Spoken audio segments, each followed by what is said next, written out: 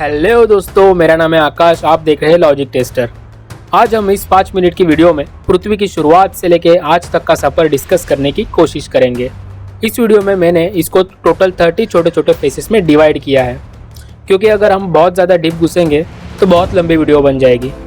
तो आइए शुरू करते हैं।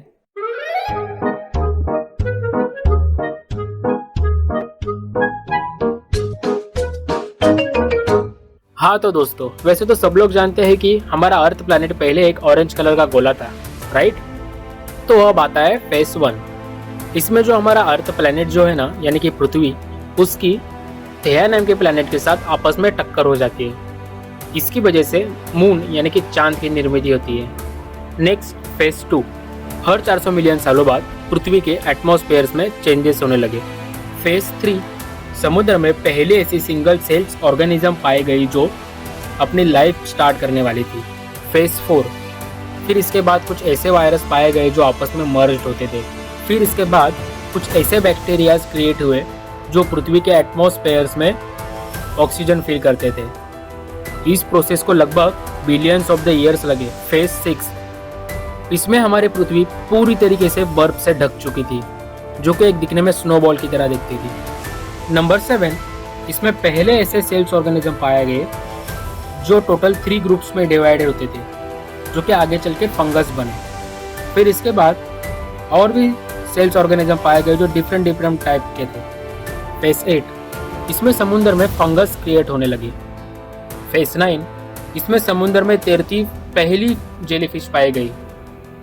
फिर इसके बाद हमारे अर्थ प्लैनेट पे ओजोन लेयर क्रिएट हुआ। फिर इसके बाद फेस 11 में समुद्र में अलग अलग तरीके के पौधों का निर्माण हुआ।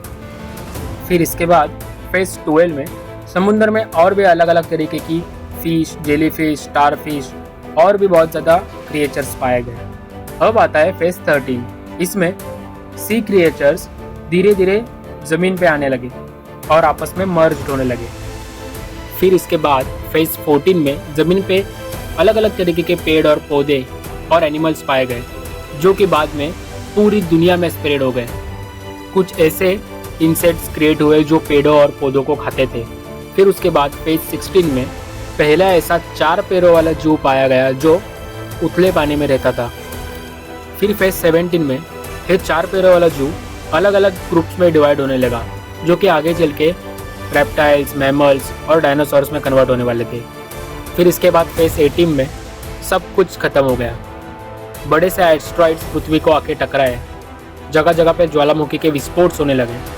इन सब में सिर्फ 5% स्पीशीज ही सर्वाइव कर पाई। फेस 19। अब ये समझता है डायनासोरस का। इसमें जो पहला डायनासोर पाया गया था उसका नाम था नायनोसोरस। फेस 20 में ये डायनासोर पूरे पृथ्वी पे स्प्रेड हो गए और इसी बीच एक डायनासोर का निर्माण हुआ, उसका नाम था ट्रायनोसोरस। फिर उसके बाद फेस 21 में पहले पक्षी यूरोप में दिखाई देने लगे। फिर उसके बाद फेस 22 में जो मैमल्स थे वो अलग अलग ग्रुप्स में डिवाइड होने लगे, जैसे कि एलिफेंट, व्हेल, मंकीज।